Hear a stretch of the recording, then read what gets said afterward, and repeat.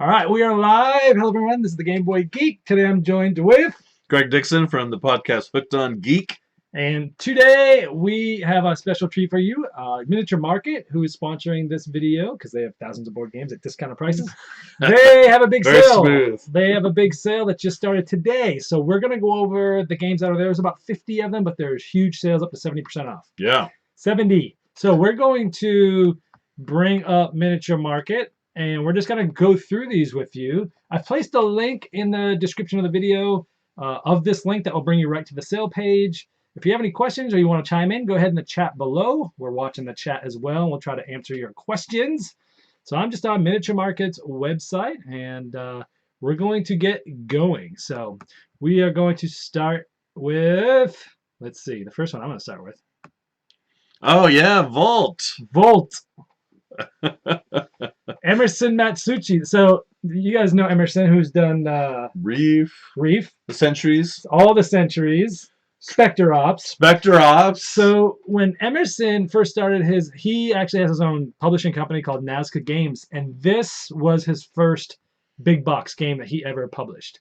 And this is actually a new version of this. It was republished by a company in Germany, and Asmodee brought it back to America. I get a copy of it right here. How handy. Yes. This is a really fun sort of family-style programming game. And people might think it is Robo Rally, but it's really nothing. It's if Robo Rally annoys you, this is the solution. That's how I see it. Totally. I would say that too, because it's not nearly as chaotic. It's much more strategy, but it's still light. Yeah, yeah. Right? Yeah, it's very easy to learn. But you feel like you have more control. Yeah, for sure. It's not as pull your hair out as Robo Rally. No, that's fun. You can all you can play it very family level with nothing advanced, or they have like all these special abilities that you can get that you can draft and stuff like that. It's a pretty simple game. It's just programming. You're trying to beat up the robots, be the last one standing. Yeah. It's only $20. It's crazy. It's usually $50, and it's only $20. So that's like a really good deal on that one. So that's Volt. That's a really good deal. Oh yeah. Go ahead. I was good. Something else caught my eye, but this is good too. Okay, hold on. So let's bring this up. So this is an expansion for Cacao. Phil Walker Harding. Yeah. Oh yeah, I forgot he did this one. Yeah. He does every time. Oh, gosh, every time I hear a game with his name on it, I like it. Oh yeah, yeah. There's gonna be another one later on, but I mean, think of like Silver and Gold, Sushi Go, Archaeology, Gizmos, Barron Park. I mean, deep bench for this designer. Yeah, so this is just a little mini expansion. I think it has like 4 little modules in there. I actually had this expansion. I just haven't reviewed it yet. It's in. This was pretty new, right? It came out.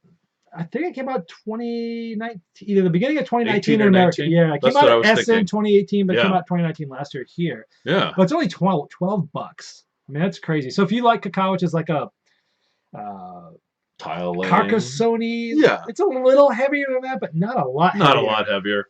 It's like Carcassonne with one expansion. Yeah. It's like that level of depth. Stephanie says my daughter puked on that game, but not the game's fault. I don't know if she was talking about. I think she's talking about Carcassonne. Carcassonne. Yeah, I remember that.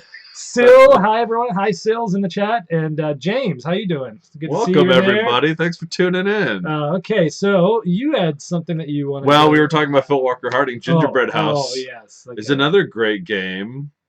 This is a game that's light, like on the surface, but as you play it a few times, you're like, wait a minute, there's actually kind of a lot going on here. And another one by the same designer, So if you Emotep, I just thought of another one that he did. I mean, this guy's been doing great games for a long time now. They're usually lighter, easier to learn games, and games that are deceptively simple, that have more depth than you expect as you play more and more into them. Gizmos comes to mind, There's like the crazy comboing that can come from that one. But yeah, Gingerbread House is really, and it's a fun theme too, where you're seeing all these familiar fairy tale characters as you're playing the game. So this is sort of a Tetris style tile laying game. Yeah. So what was Barron Park? So for people out there that have heard of Barron Park and heard of this, right? What would you say? I think this one has a little more depth, even though it looks like more of a kid's theme. I think Barron Park with the expansion kind of fleshes it out, but just base Barron Park might seem really light. I think this just takes up a small notch, and it's kind of a tricky little spatial puzzle. Yeah, I've reviewed both of those games. I like Baron Park better, especially with the expansion. But Yeah. Gingerbread House on its own does hold its own weight. It's only $24. Yeah, this is a good one. Regularly 40. Yeah, that's Shu Chu just said yes. Do I need Gingerbread House if I already have Baron Park? I think they're different enough. I think it's a little more complex. I think it's a little. I mean, it seems simple on the surface, but I think it's harder to master than Baron Park, if that makes sense. Yeah. Just by a hair. If you like that style of game, then I would say you could have both because they are different enough. Someone in the chat is comparing Phil Walker Harding to Steve Finn. I think that's a good comparison. Dr. Finn games. Yeah. Both games that seem very simple on the surface. Designers whose games seem very simple on the surface, but as you play them more and more, you find that hidden depth. Oh, I knew Caro was going to come up. This game, okay, $20 for this one. It's crazy with the components and everything that come with this. This game. Let's see. Let's bring this up on the right window here. Yeah. Show them some of the pics because this thing has tons of custom dice and it has these giant plastic trucks that I assume you're looking for right now. Okay, so let me bring up Caro. I got to show you this huge truck. And they're not just like some games. Oh, okay, here's a big plastic thing just for the sake of a big plastic thing. No, this is actually the sand timer in the game, and they have them as these cool giant trucks. Yeah, let me show you. Oh yeah, here. There it is. Look at. $20 for this game with all these cool components. So yeah, that thing's about 7 inches long. Yeah, maybe. It's huge. So it's your sand timer for the game, and you flip the truck up, and you're doing things in real time. I like this game. It had a lot going on for a 2-player game. There's resource management. There's things that you're fighting over. There's some tug of wars, but some real-time element. Yeah, and it's kind of the theme is fun because it's kind of like this post-apocalyptic world where you're driving through the wasteland in your truck and you're trying to you're trying to get more fuel and you're trying to recruit people and I think this one kind of flew under the radar. I think this one's kind of underrated. And this is Prospero Hall, if I'm not mistaken, who's done like Villainous and Push, which both of us love, the Funkoverse games. Horrified. Yeah. So this is like that team of designers, and this is one of their. I think this is one of their not weightier, but like one of their more gamery games of some of the ones that they've made. It's only about a 30-minute game. It's pretty quick. It's fast. $20 though. You have this one, right? Yeah. Me and my wife Stephanie love this one. Yeah, Caro is an awesome one, and it's only $20, which is crazy. Yeah, that's crazy. I mean, the trucks alone, I feel like should be worth $20. I know it's usually $45, and it's on sale for $20. That's like a really good deal. It's 2-player only. We should point out. Yes, only 2-player. Yeah. Ooh. I haven't played this one. Okay. Princess Jean. Tell me about it. This is like a 2-player only abstract strategy game where think of Stratego, where you can see your own people, but the other person can't. But the back of yours have mirrors, and you're trying to set it up so that you can set mirrors up so that you look down, and through the mirror you can see what's on the back of the other player. And you're trying to find their princess, and you're trying to either get to the end or get one of the figures to be able to see the princess. It's pretty cool. Wow. It's very unique. That is unique. Yeah. Yeah, this one flew under the radar for me. I haven't played this one, but I loved Stratego growing up. I must have logged 100 plays of that one summer. I loved Stratego when I was a kid. If you like Stratego, if you like abstract strategy games, 2 players, this is a really unique one. It's only $30. Oh, man. Check that one out. I think my wife's watching the stream. I have to be worried that we might be buying some of these games in real time because that sounds really fun. Okay. Have you seen this one, Greg? I'm familiar with it a little bit, but $15 seems crazy cheap. Okay, Tags. I haven't played it. It's really cool because it's like a party game, but it has like a gamer element to it. Okay. Like there'll be letters on one side and categories on the other side. Think of like a big grid, and you drop and each of them have like different colored marbles, and they're worth different points. And when it's your turn, you're trying to come up with like you're looking at a category like cars, and the letter that corresponds with that is like C, and you're trying to come up with this. And if you do it faster, you'll get more points than the other players. So it has like a little bit of a gaming element where you're actually only trying to go after the ones that are worth more points. So it makes you think maybe it's a category that's hard, but it's worth more points. So you're going to spend a little bit more time. Or do you go after like, an easier one, a bunch of the easy ones. So like in this picture here, so you've got some categories at the top, which are like, that one's in Spanish.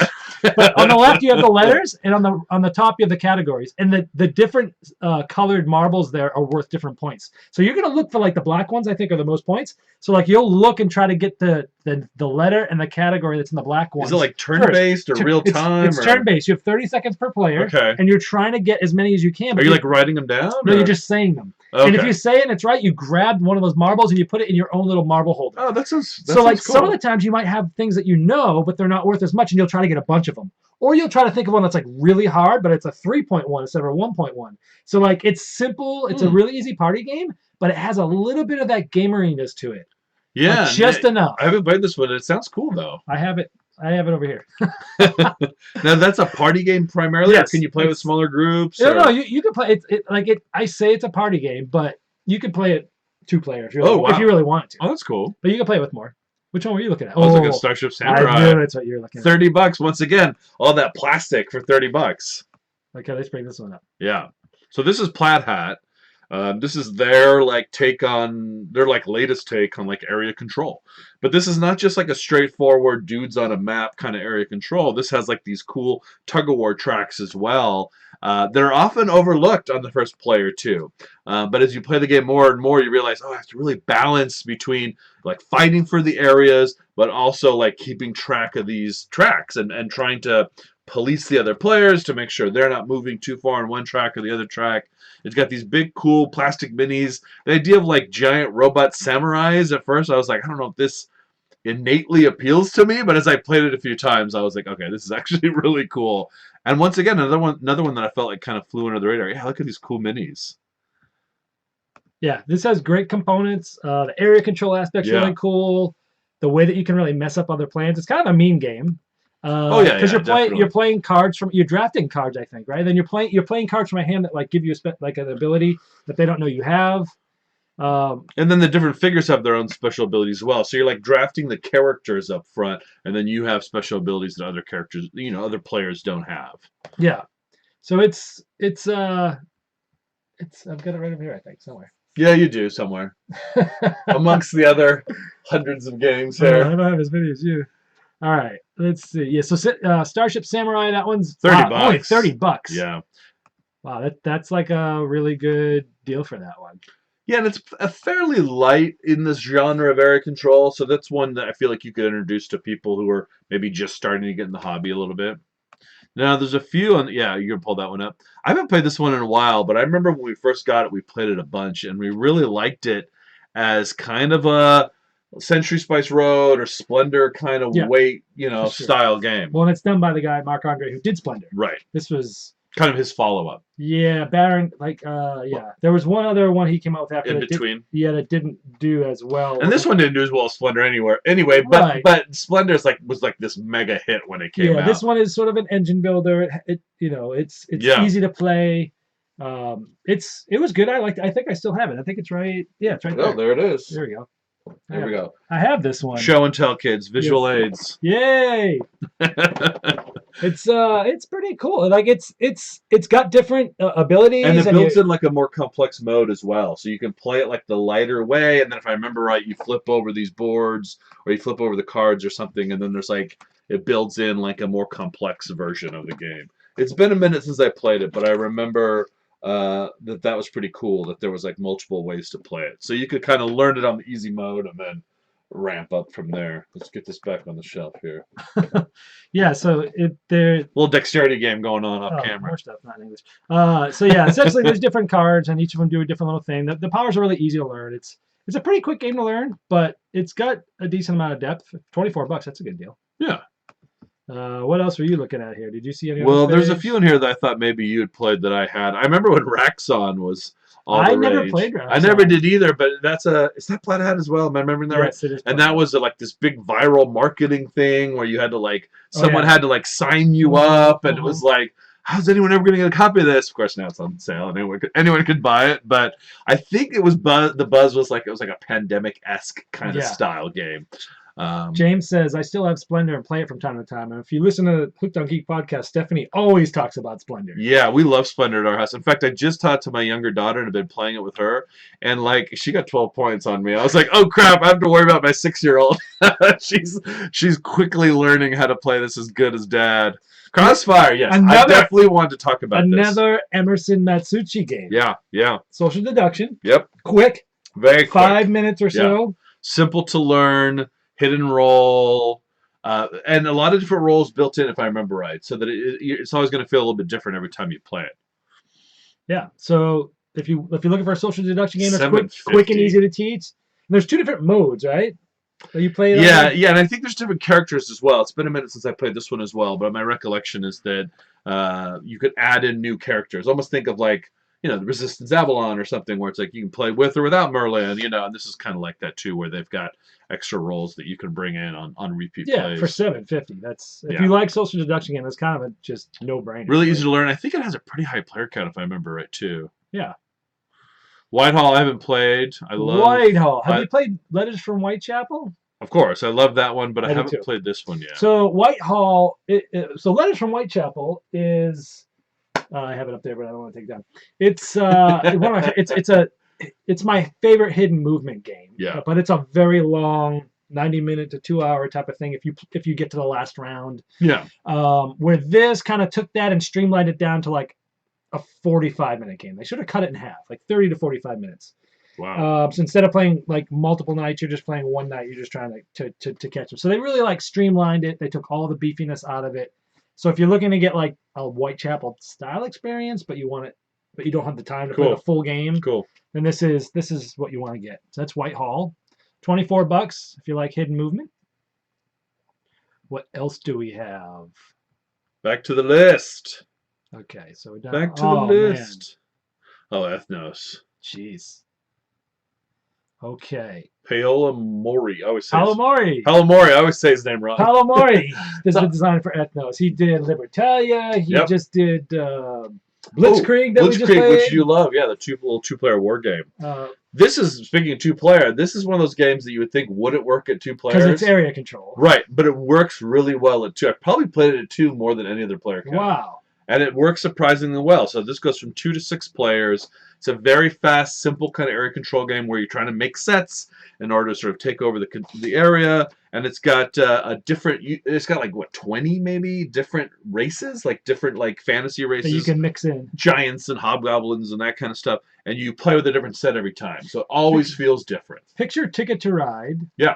But one step more complexity in a fantasy world with area control and instead of root building. Yeah, and a little bit meaner. Yes. But yeah, this is good. And the cool thing is when you play a set of cards, the cards that are still in your hand go out to the so that the opponents can take them. So you have to really think about what you're playing and what you're making available to other people. That was my favorite part of that game. Well, and I love the player range. The 2 to 6 player range is part of what I love about this one. And it goes fast too. It plays fast. Yeah, it's like 30 minutes.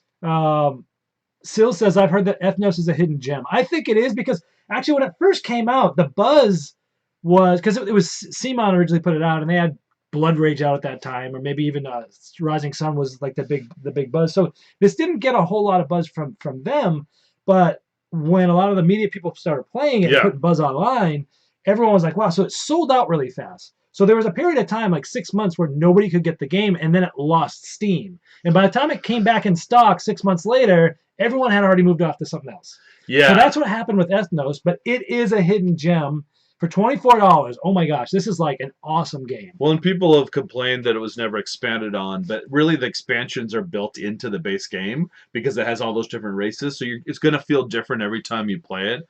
And $24 for a CMON game, I mean, that's, it's got these cool little plastic chips that stack, so you can quickly see just by like the heights of the stacks who's ahead and who's not in each of the areas. Yeah, my wife and I dig this one. We play this a lot as a 2-player, but like I said, you can play up to 6 as well. So Table Stop says, like, I need more reasons to spend my money. At least you're saving money on these buys. And then they said, couldn't they have waited till my tax return came in? This is a Valentine's Day sale. And This then is they their also way of said- saying that they love you. Yeah. Then they also say FNES is a fun one, amazingly quick, even at higher player counts. Yeah. Darren asked, have you already talked about Agricola and the difference between the family edition? And I don't think we have, because I don't think it's part of the sale, and that's all we're covering tonight. No, we got it here. We got it here. There's the family edition. We're getting down there. Yeah. We're almost there. Let's see. Watching the Homes, have you played that one? I have not. I actually own that one. I bought it at some flea market or something, but we haven't gotten to the table yet. Okay. The Colonists we also own, but haven't gotten to the table yet. We haven't had 12 hours to spend to figure that one out. I don't remember exactly the difference between the family edition and like the fleshed out edition, but I remember when Agricola first came out, there was like the basic version built in and then like the more complex version. I think this streamlined that basic version even more, is my recollection. I think that was kind of the buzz on this one, was just like even faster, even simpler, but I haven't actually played this newer version of the family version. I have not either. Yeah. I've heard good things. If you're a Rosenberg fan, this is feels like a must-have, but I don't remember the exact difference between this new family edition and like the sort of built-in family versus more strategic, additions that were in the base box initially. Yeah, I haven't either. They said, yeah, that's how I'll spin it to the wife, Valentine's Day. Yeah, exactly. These are for you, honey. You played Legendary Inventors? I have not. Have you? This is like a light sort of family Euro game with some area control. Okay. Where it's thematically, you're inventing things from back in the day, Oh, and you're putting basically discs and trying to have area control on something, and when it fills up, it resolves, and then if you're in first place or second place, you'll get different And things. it features real inventors through history, right? Yeah. I think I did play this actually. Oh man, this was a while ago. I think we played this at a con or something. I think you and I actually played this one, but I don't know if I ever played it. I think that was like a preview. We played this at Gen Con many years ago. Yeah. I don't think I got to play preview. the new version, but this looks like a big box for $15. Yeah, Warren has my copy. He played it with his kids, and he said he liked it. Oh, okay. Yeah. Yeah, I liked the fact that it sort of showed like real inventors. Yeah. If you're looking for anything that's sort of science themed appeals to me. Yeah, a light Euro that's area control with set collection. So there you go. Somebody was saying, let's see, Merchants and Marauders. Oh, there was an expansion for Merchants and Marauders. I haven't played that one. Sue was saying I wouldn't mind getting that, but like the base game sold out everywhere. Yeah, that game's a blind spot for me. I haven't played that one. Via Nebula, solid. Only it's been a while since I played it. I just remember enjoying it. Martin Wallace root building. Yeah, and not what you'd expect from Martin Wallace, like a lighter Martin Wallace. Yeah, this one I remember. This one was a lot lighter than I thought. A lot of cool components too on this one. A lot of big like wooden bits and stuff. $22. Wow. Yeah, that's cheap. Regular price is $60. $60. Down to 22. Yeah, this is a route building game. Yeah. It's been a minute, like I said, since I played this one, but I remember being impressed with it. Yeah. What else we got? It's the hits keep coming. Oh, how about? Do you remember this one? Bruno Cathala. Oh, History. Yeah. You're like putting on like a play. You're putting on a play, and sometimes they want comedy, sometimes they want tragedy, and you can flip it to the other thing and screw your opponents. And this one had pretty cool components too. It had really cool components. Yeah. Like a big stage you put together. I totally forgot that this was Bruno Cathala. And this was $60 and on sale for $25. Wow. Yeah, this one had some interesting things going on with it. It wasn't my favorite Bruno Cathala game, but it was, the whole production made it look cool. The art was cool. Yeah. It's kind of a mean game, so if you like confrontational games, this is a cool one for that. Oh my gosh, I love this. I don't remember if I played this one or not. This is another. Oh, I think I did play this with you. This is a hidden gem for sure. Not a lot of people know about this game. Crossing. Yeah. It's small. It's $15. It plays to 6 players, and the more players you have, the better. So like 5 or 6 players is perfect for this game. It's how Ben Tapia says, plays Bruno Cathala, I'm in. All right. Ben's a smart man. Crossing is so fun. Like, you're just trying to get like set collection of gems. Okay. And on your turn, you're simply, everyone simultaneously are going to either point at something in the middle or point at somebody else's. And if you're being greedy and going to try to pull something else and somebody points at yours, they get to steal yours. Nice. Or instead of pointing somewhere, you can cover yours and then they can't steal it and then you get to keep them. So it's got like That's a really cool right. press your luck aspect. Yeah. It's super simple and you're trying to collect different colored gems and it always goes over huge. And if you're trying to screw someone else over, then you're likely to get bit by it. Yeah. It is an awesome That's right. social party, sort of partyish game with light sets collection. It's really fun. Oh, someone mentions it was a cash and gun killer. I could totally see Yes, that. this is easily a cash and gun And killer. a more like family-friendly theme, too. Yeah, this one's awesome. I have it. It's around here somewhere. I know it is. I think I have the French version, though. I didn't even know this game was still in print, but snag this one up. $15. It is very fun if you're looking for a light sort of fun game that you'll be laughing at, and it's just so fun. Oh my gosh! You liked this one. I don't think I ever played Queen's gosh. Architect. I remember you really raving about this one. We've played this. Really? I swear you've played this with me. I think I missed it. I think you really wanted to play it with me, but this was one of my favorites of that year. Yeah, and I tend to really like Queen games. I think they kind of don't get their due. Let's see. Let me bring this one up because I want to show you something. Okay. This one might. Maybe if I see some images of it, it'll jog my memory. This came out in 2015. This is one of my favorite Euros games. This game is. Yeah, I remember you really raving So the about one this thing I want to find a specific image here that will show the workers. Here we go. So in this game, it's a racing game. You're trying to put out all your workers first.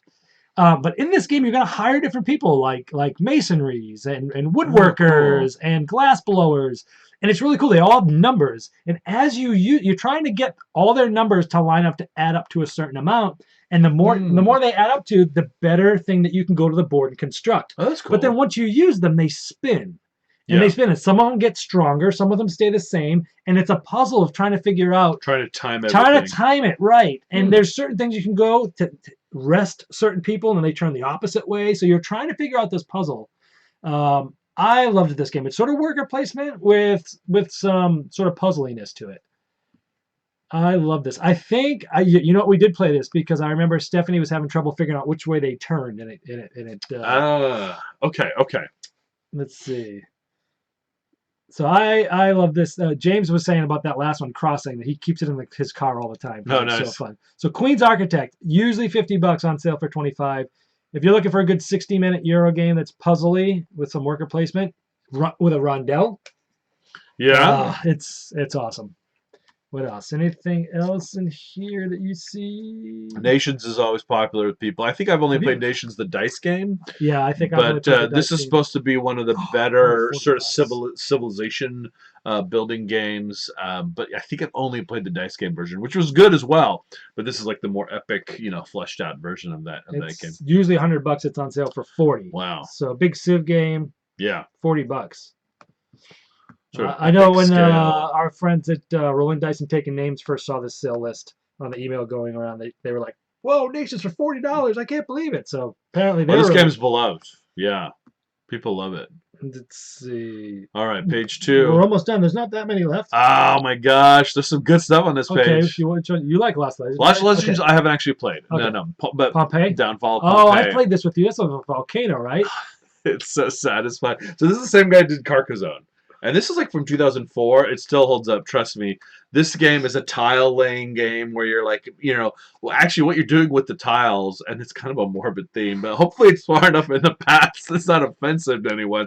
But you're like basically controlling the flow of the lava, and you're killing off your opponent's guys, and when you kill them, you get to throw them into like this actual 3D volcano that is built into the board, and it's so satisfying when it's like you corner off a little area and the people are trapped, and so it's a brutal, mean game, but it's so fun and quick and lighthearted that I don't think anyone's feelings are going to get hurt. But yeah, this is same guy who did Carcassonne.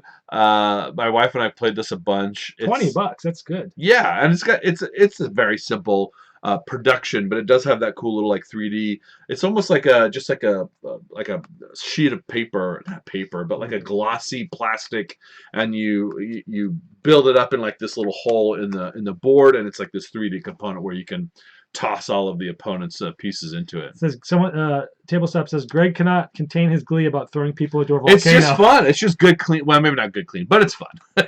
Is that the volcano right here? Let's see. Oh, it's in the Nah. background. Yeah, you can kind of see it there. Let's try to get another And view it's of a cool this. time. Yeah, okay. There you go. Oh yeah, Do that here one. we go. There you go. So you can see the little volcano. It's just too fun. There's the volcano you throw them into. Yeah. And so there's more to it than that, and there's like there's like 2 stages to it where you do some placement, and then it's about just basically trying to flee the city while your opponents are playing tiles that are killing you off. Todd says $20 for Downfall Pompeii, then $1 for tea light and some orange tissue paper. Yeah, yeah, I've seen people kind of trick this game out to make it look like the volcano is like simmering. It's awesome. It's so fun. It's a great little game. Okay, you and I were just talking about this one the other day. I've played. It's been a little while since I played it. But I have played this game so many times. When this game first came out, I think it was nominated for Spiel des Jahres that year. I think you're right. And I remember playing it over about 18 times in the first week and a half that I had it. That's kind of how Ethnos was for me. And I remember I was done with Augustus for a while, and I remember just like. We were talking about Ecos, which came out recently, which has like the bingo mechanism. Right. And I remember saying, I want to play Rise of Augustus again. Yeah, this is much lighter than Sure. Ecos. But it is sort of like, and you always describe it this way, and I think this is apt, that it's sort of gamers bingo. Yeah.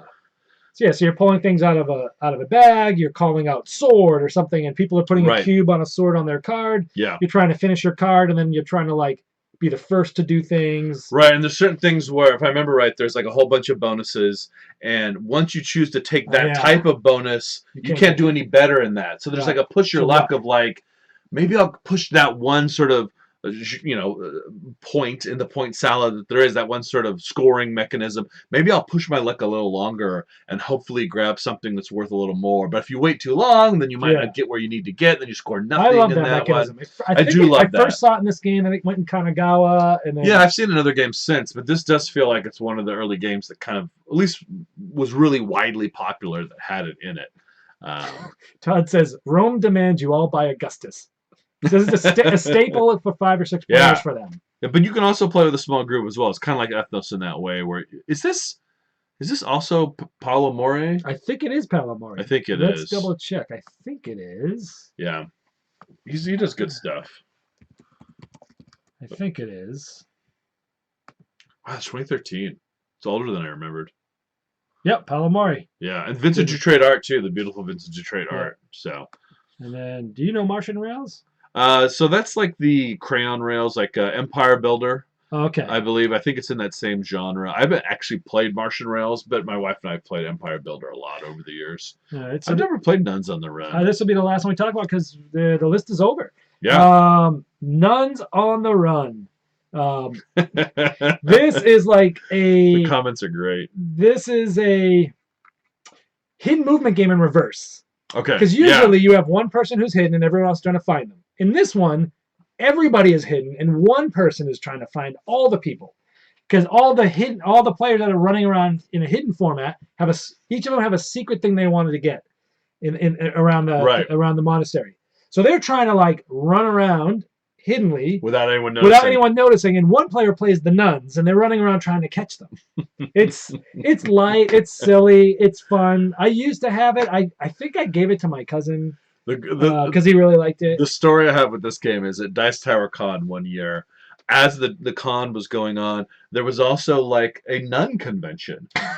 So you'd be walking down the hallway and there'd be like and there was also like a beauty pageant, like a teenage beauty pageant. So you'd be walking down the hall and there'd be like teenagers in like full hair and makeup and then nuns. And you're like, this is a weird... And I heard that there were people trying to get some of the nuns to come into the game convention so they could teach them Nuns on the Run. I don't know if anyone was successful or not, but apparently, that was the attempt. I mean, this game's cool. It's only $20 too. It's one I've always wanted to try. It's been around for years. I've only heard good things about it. And yeah, I guess if you like that hidden movement style game, which I really do, this would be one I'd like to try. Yeah. Yeah, I haven't played this one though. It's fun. Let's see. Someone said Augustus has been too long, and he might buy that as a Valentine's Day gift. Ben, I love it. Valentine's Day. Ben. And then someone's let's see. Tabletop said, "House. My home is built out of board games from all these sales." Yeah. And then Sil says, "I blame you guys when collections comes to my house because I bought board games instead of paying my bills." Bills are overrated. Who needs light and power? Get some candles and some board games. You're good to go. All right, guys. Well, that's it. In the description, a link below. There is a link to just what we To went the through, sale. just the sale itself. Yeah. So you can go check those out, and this has been fun. Yeah. If you guys like this, go ahead and let us know in the comments, and we'll try to do more of these in the future when Miniature Market puts on sales. Yeah. Thanks for tuning in, guys. So again, this has been the Game Boy Geek, and Greg Dixon with the podcast Hooked on Geek. Check us out every other Monday. all right, and we'll see you next time.